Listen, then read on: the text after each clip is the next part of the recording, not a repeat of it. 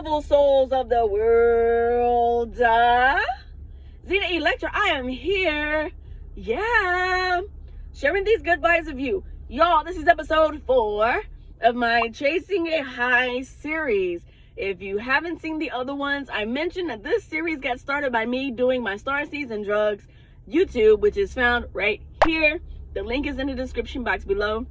In this video, I talk about how starseeds are interplanetary beings, and because starseeds are from different planets and different star systems, they are used to things feeling way different, way lighter, way friendlier than this low, slow, third-dimensional Earth that we have found ourselves in this point in time. So a lot of times, because Earth is uncomfortable to starseeds tend to look for stimuli to stimulate something that resembles home to us. So a lot of times this comes in the form of drugs. So my first video, I did ayahuasca. Ayahuasca is a beautiful plant medicine, and I talked about DMT, an active ingredient in ayahuasca that is a street drug that is smoked rather than ayahuasca is drunk. Then I talked about cocaine. Cocaine's a hell of a drug. The dark side, the good stuff, the bad stuff of cocaine. I do not recommend that particular drug. Now, moving forward, we're gonna talk about methamphetamine. What? Nice. You did what? Meth. Yes. If it's up, then it's up, then it's up, then it's up. If it's up, then we up, then we up, then we up. Meth. Y'all probably like, this motherfucker's still high now. Ain't. I know you are, but what am I? I know you are, but what am I? I know you are, but what am I? Infinity. No. Ain't high. Ain't been high in a while. Don't even smoke weed no more. Fuck you mean. Coffee. That's it. So meth and amphetamines. Why the fuck would you do that? So, as I mentioned in the other videos, I was depressed. 2013, I was completely depressed. I didn't like life. Everything about life sucked. The suckiest thing about life was me. I had fallen asleep driving because I was depressed, drunk, took some pills, and this was 2013. And then around the time, so that prompted me to move from Tennessee to Florida. Right, looking for something better, but different focus. And during that time, before I moved, I met this beautiful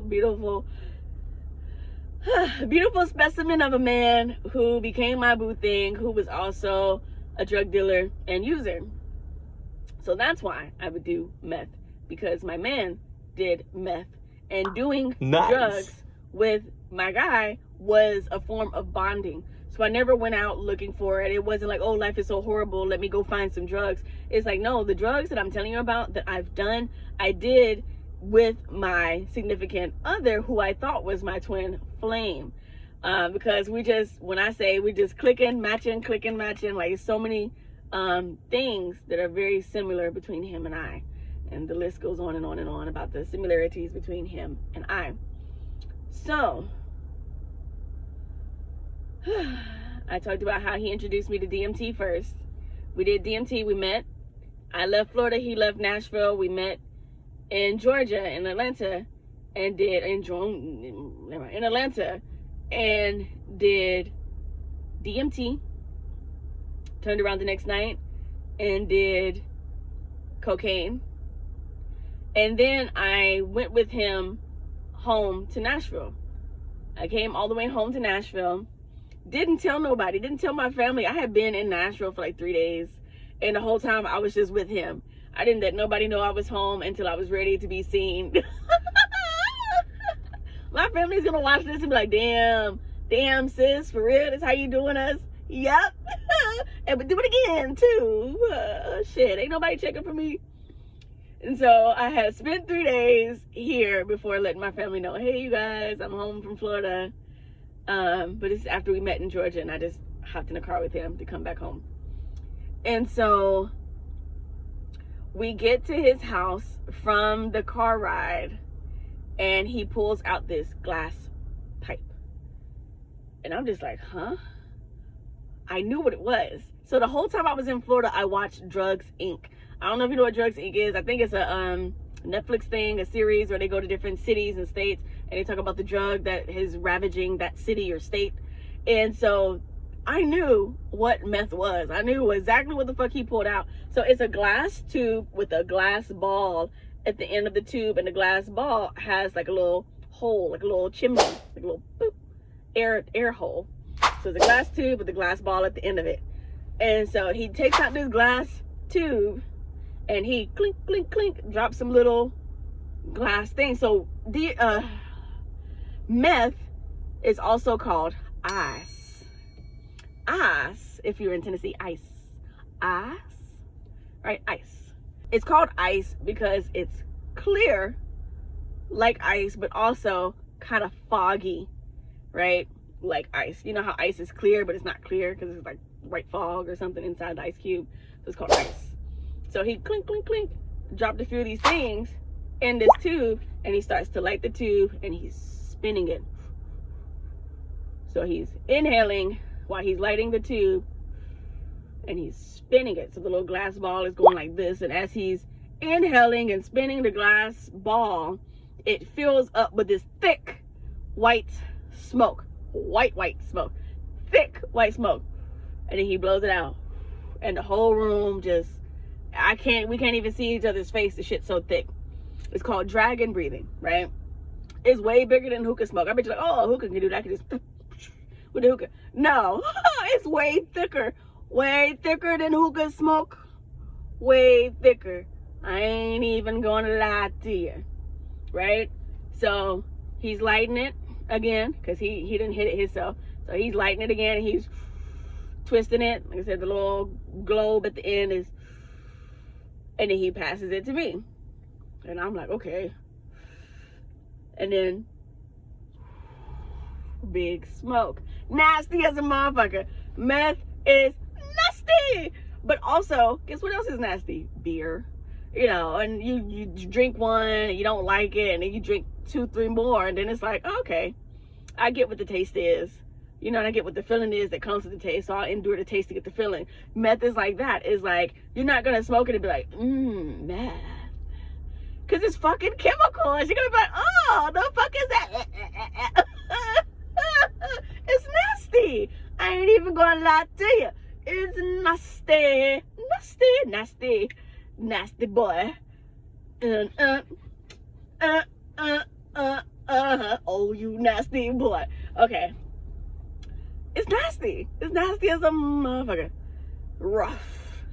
Right? But that smoke is so smooth and it's so thick, it's satisfying. No lie. Thick, satisfying smoke. And so he goes to sleep. This is my first experience with it. He went to sleep after we hit it a few times. And I am wide the fuck awake. And I'm looking at him like, how the fuck is he asleep right now? Like, how is he? So I go through my little bag and I get my toothbrush, my little toothpaste, and I go to the bathroom and I spend about 30 minutes brushing my teeth. 30 minutes brushing my teeth. If you know anything about meth or seen any type of video, there's something called meth mouth. Meth mouth is when people allow their teeth to rot. So there's something with meth, it makes you crave sugary sweet things. Like, it's like your body, because you're on this substance, you become a parasite. You become the sugar water motherfucker. Give me sugar. In water.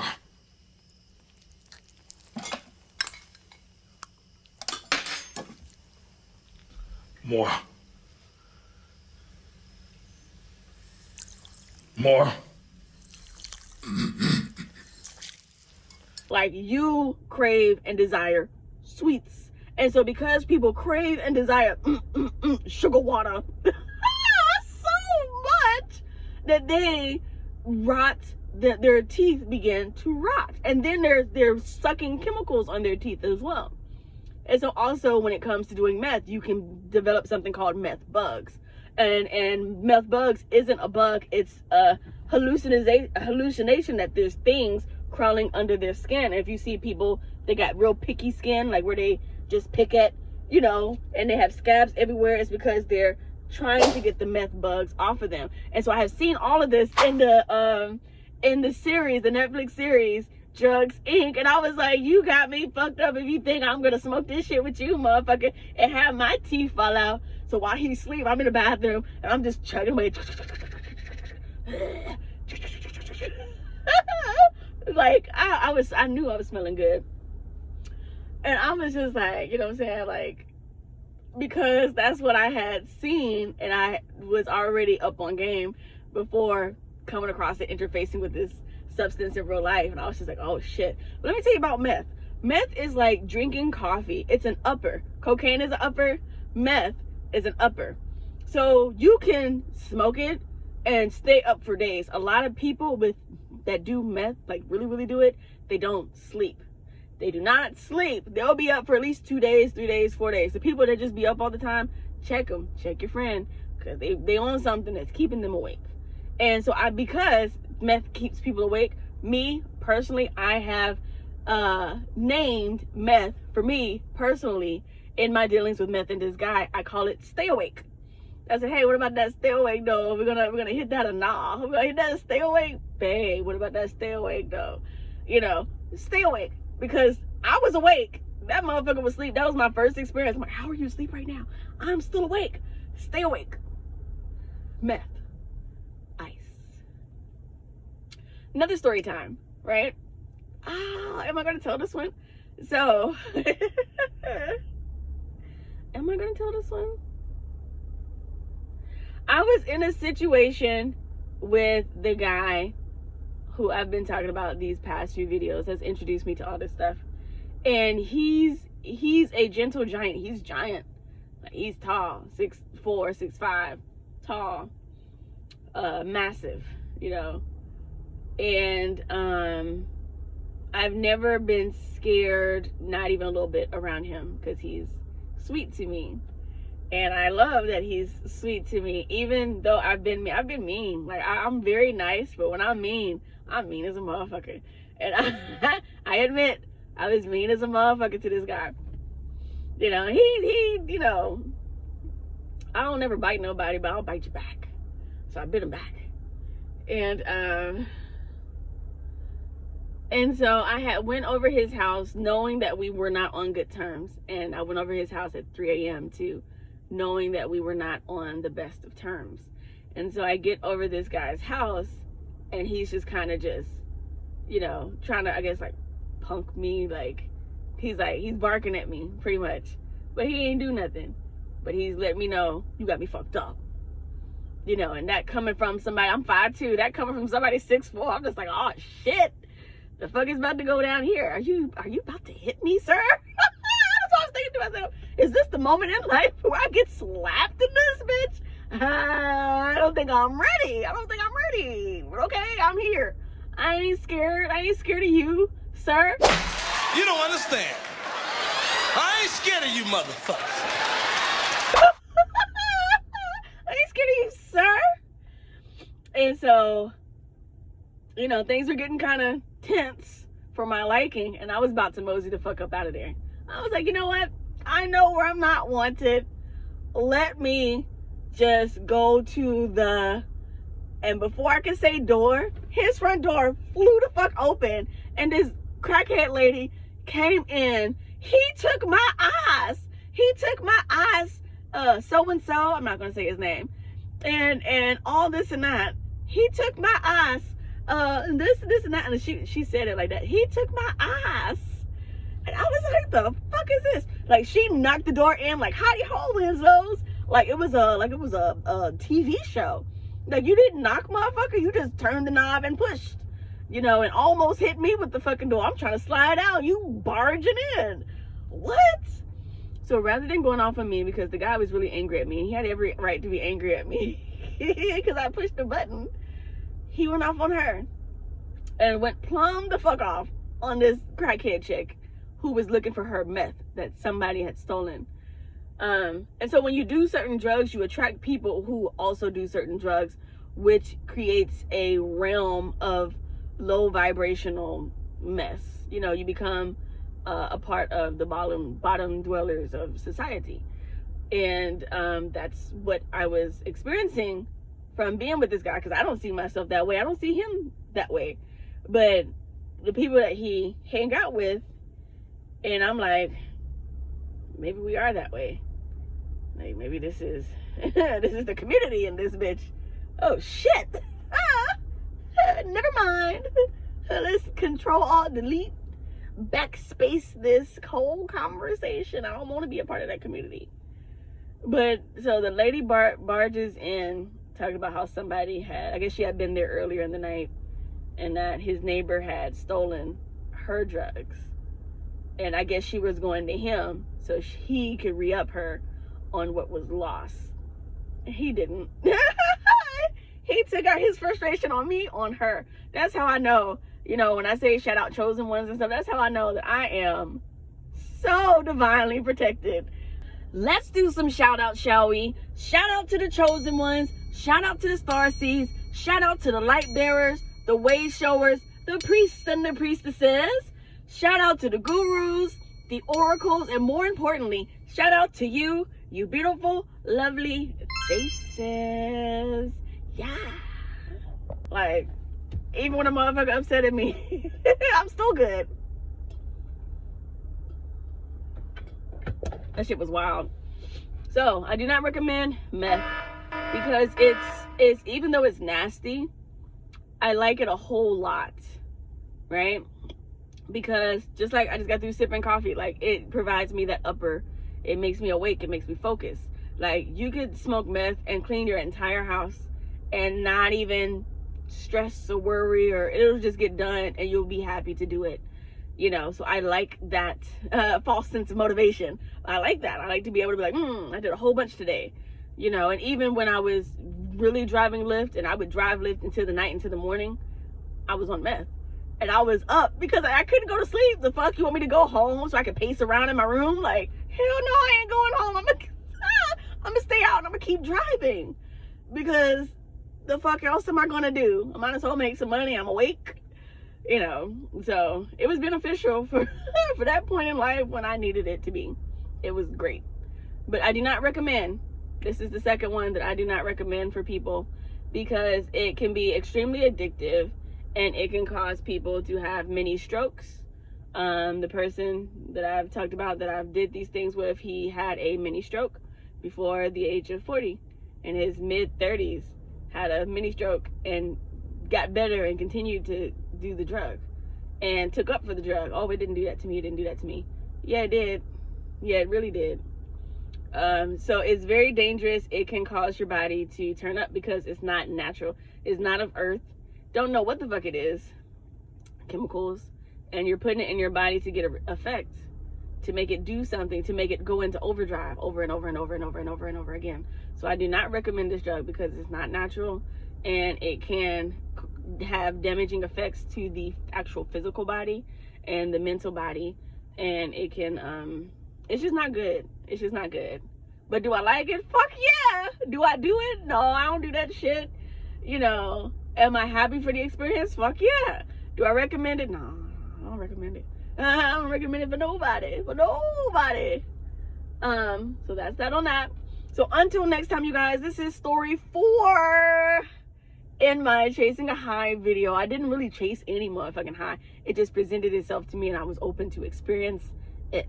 So there's more to come. 4 ain't it? There's more to come. Hopefully you guys ain't judging me. I ain't judging you, old lame ass, for not doing. I'm playing.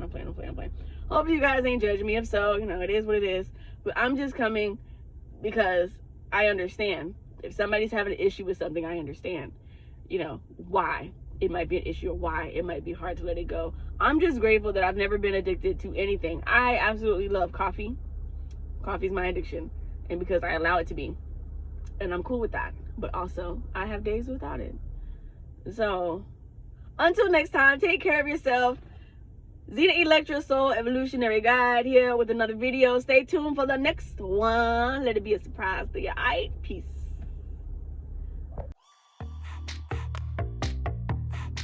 Interested in an ayahuasca retreat?